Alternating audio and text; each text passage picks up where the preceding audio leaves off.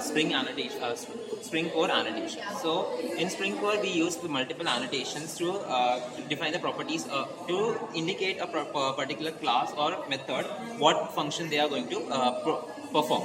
So we have multiple annotations over here. So let's see one by one how these annotations work. So first annotation is the bean annotation. The bean annotation, whenever any state, that is when a person, user, or any kind of state, whenever we are declaring a bean bean annotation over here, so it will create a bean annotation of create an entity of that class or your state. Second is the component.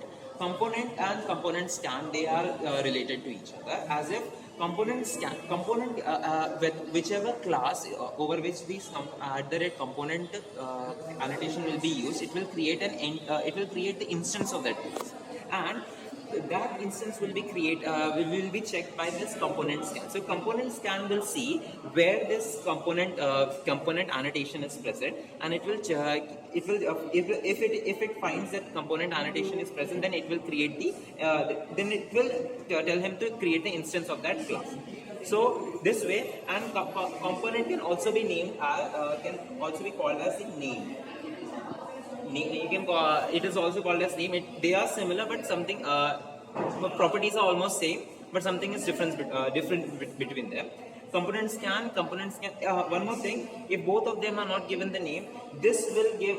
If the name is not given for the component, like this way, if you are not mentioning any name, so the class over which this annotation is given, it will take the name of that class.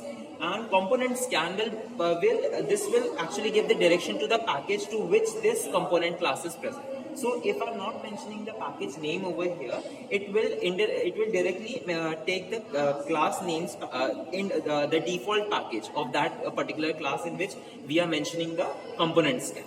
So these are the two component scan. Configuration scan, the annotation. This annotation is used over whenever this annotation is used over a particular class. So then we call that class to be configured, where we have to configure that class.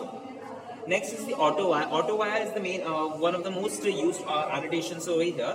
In Spring container, whenever one object is created and this object wants another object which is also present in that Spring container, to create an association between them, auto wire is the annotation used. It will directly create an association between these two objects without creating the object.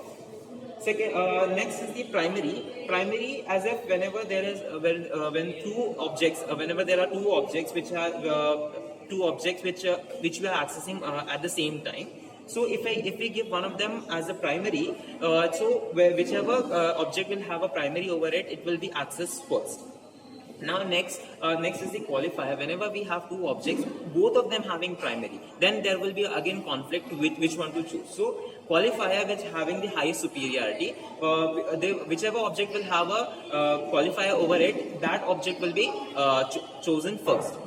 Next is the controller, repo, and services. These are the mostly used for the Spring MVC framework, as we have a controller for the application, a repo for data, a DOA layer, and a service for service layer. Controller is by default, you can say, a component. Whichever class we are mentioning as controller, which will be considered as component only. And now next we have request mapping, get mapping, and post mapping. In request mapping, we actually map the particular which page they have to go. For that we use request mapping. In request mapping we have value, and second is the method. So in value we put the to which link it has to go, and method, which method it has to follow, whether it is post or get method. Now, if any one of the since this makes the code very lengthy, so we can directly use get mapping or post mapping. If this method has to be given for the post, we will go for the post mapping, and if this request mapping method is given for the get method, we will go for the get mapping. So it will reduce the space usage of that rather than writing the long annotations.